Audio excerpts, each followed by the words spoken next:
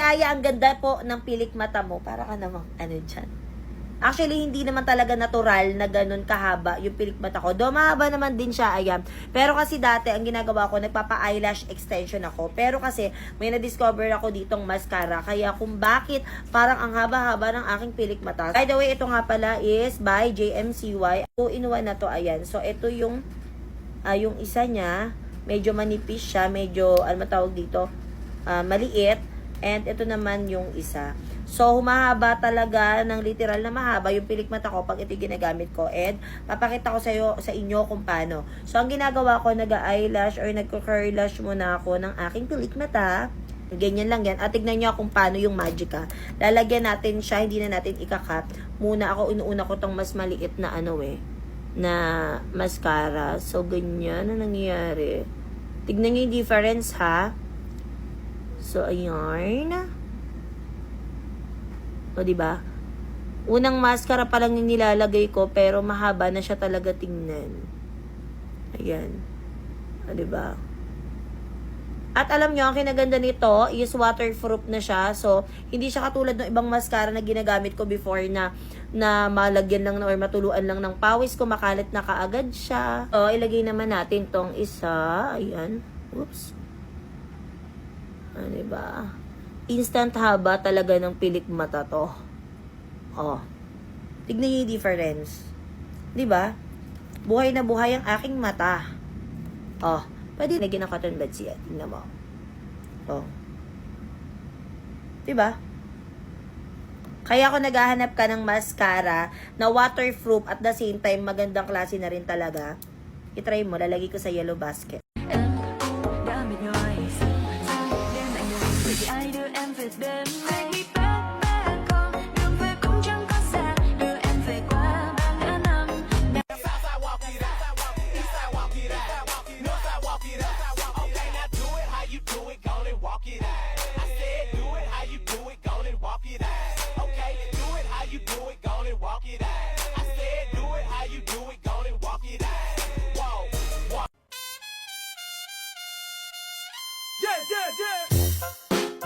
Daddy, West Side, Daddy Yankee, my viejo, you know. Come on, man. Come on. Que Dios te multiplique. Mating na yung mga in-order ko na tinapay dito sa TikTok. Mami, tingin nga na. Dutom na ako eh. Dutom na dutom ka na. Alam nyo, kanina pa niya to kasi talaga gustong kainin nung binuksan ko. Kasi sabi ko sa kanya, may in-order akong chocolate flavor pops. Para siyang ayan o, meron siyang chocolate sa loob. Tapos, meron tong dalawang klase eh. Ito yung isa, ito ay ice cream flavor. Tapos, ito naman ay egg sandwich naman siya. Na natin tong chocolate flavor. Ayan. Mahilig ka ba sa chocolate, anak? Yes. Wala, ito yung itsura niya, oh. Wait lang, ganun Oh, sige, hatiin natin siya. Uy! Nalulubog. Ito yung niya, yung laman niya. Sa tikman natin, dali. Parang siyang ice cream yung loob. Parang ice cream siya, no? Harap pa naman natin tong ice cream flavor. Yeah, ice cream flavor daw to. So, ako muna kakagat. Ang dab niya. Oh. Sarap.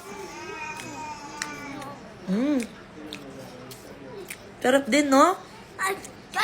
Parang egg sandwich. Tikman natin. Masarap to sa coffee.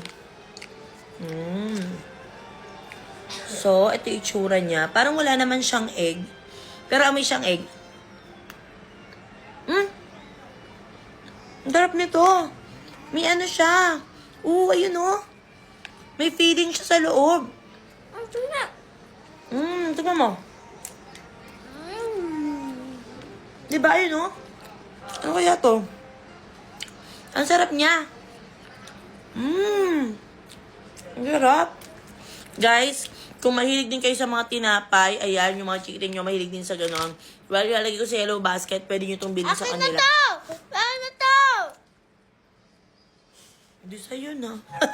So, inabutan ako ng gutom ngayon. Time check nga pala. Anong oras na? It's 2:02 a.m. na at nagutom ako. Buti na lang naalala ko. Meron akong shirataki rice and meron nga pala akong biniling crab roast sauce. Syempre by Mr. Squirrel to. Alam niyo mga kapatid, sobrang nagkikrib ako nito. Nakita ko lang dito sa TikTok. Kaya napabili din talaga ako. Kasi mahilig din ako sa ganito. Sa crab, ano tawag dito? Sa alige sa Tagalog, di ba? Amoy pa lang talaga ang bango na nito mga kapatid. Alam nyo ba? Tuwing nakikita ko to ditong dumadaan sa TikTok, lagi ko sinasabi, bibili ako niyan. Kasi parang ang sarap-sarap. So, dito natin mapapatunayan kung talagang masarap. Tignan nyo, sauce pa lang, oh. Diba? Nakikita nyo ba? So, it's time to taste test. Uy. Kita ko sa inyo. Wala, naglalaway na ako kaagad. Ayan. So, tikman natin kung talagang masarap siya. Hindi nila sa feedback, masarap daw to pag mainit yung kanin. Saktong-sakto, mainit pa yung shirataki rice ko. Ang sarap. Legit. Ang sarap nga nito.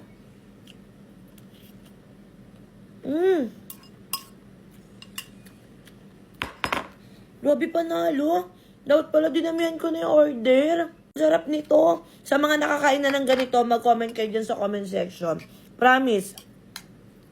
Walang halong eme, ang sarap talaga.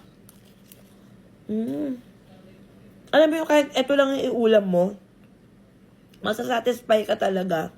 Actually, pwede rin ito iinit. Kung may microwave kayo, initin nyo sa microwave. Pero kung mainit naman yung kanin nyo, okay na yon. Kung gusto nyo rin ito i-try, ilalagay ko sa yellow basket, may check out ka na. Sarap. So, may nakita na naman ako nagte-trend dito sa TikTok. Ito ay by Sisiland World of Sweets. Actually, natikman ko na yung ano nila, yung Yema Tart nila. Yes, sobrang sarap din talaga ng Yema Tart nila. Favorite ko yon. At isang upuan lang talaga ubos yun. Oo, hindi nakakaumay. So, tinry ko tong toasted pastillas nila. By the way, meron tong 150 grams per pack. At excited na ako kasi hindi naman din ako mahilig talaga sa matatamis. Alam nyo yan. Pero ngayon kasi nagkikrib ako. Ewan ko kung magugustuhan ko yung pagkamatamis niya. So, ito yung tsura niya.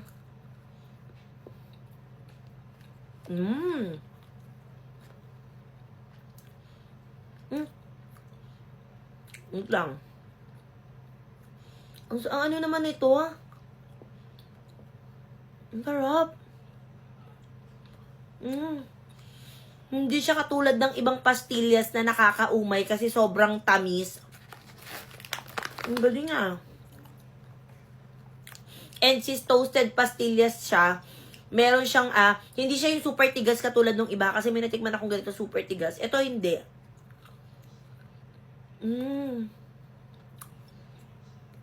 Ang sarap naman itong OA naman.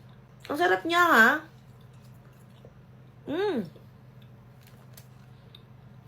Ang sarap talaga. Promise. Kung gusto nyo matikman, lalagay ko sa yellow basket. Check to sa akin. So, meron na naman ako nakita dito sa TikTok na nagtitrend itong assorted Yema Tart. Ayan. So, alam niyo naman, hindi ako mahilig masyado sa mga matatamis. So, tignan natin kung papasa to sa akin. Pero, yung, ano tawag dito, yung nakain ko last time na Yema pastillas nila, nagustuhan ko din talaga. At very good yun sa akin.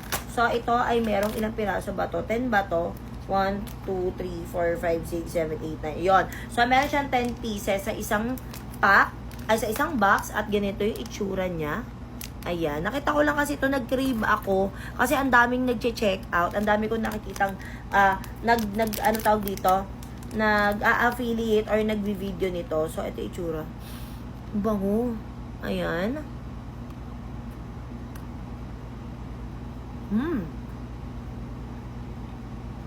Wala, ang sarap.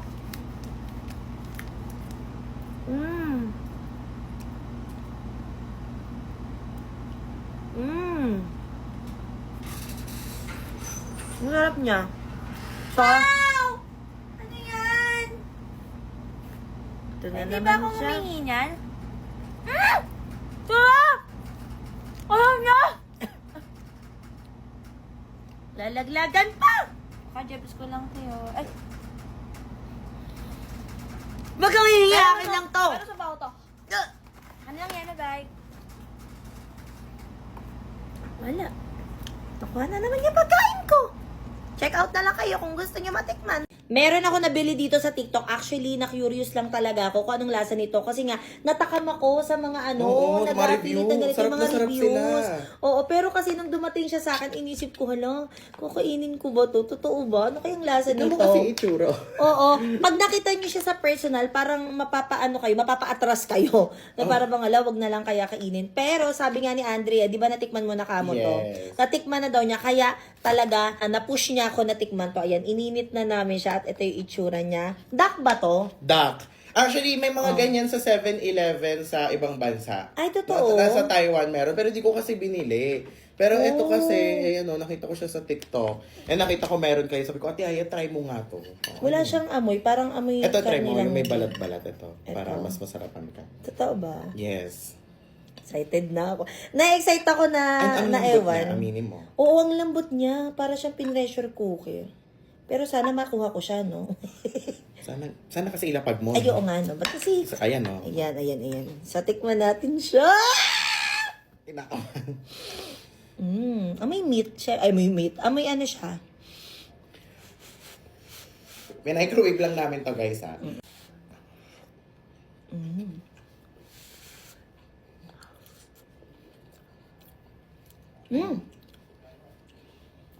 Aminin. Oo nga, ang sarap. Aminin mo. Parang kaano lang siya, parang manok din. Pero duck to ha? Duck ba to? Oo nga, pero mas masarap to sa kanin. Huwag yun naman ng kanin. Aminin mo. Sarap nga. Tama yung recommendation ko sa'yo. Pwede yung dalhin to kapag nagka-travel kayo. Ayan, di ba, no? Tsaka ang pwede ganda siya. to. Halimbawa wala kang ulam. Diba? Kaysa magluto-luto ka pa, dila-dilata ka. Diba? Ayan na lang, mas healthy pa kasi protein yan. Oo nga, no? Ang galing. Gusto nyo rin tikman to, ilalagay ko sa yellow basket.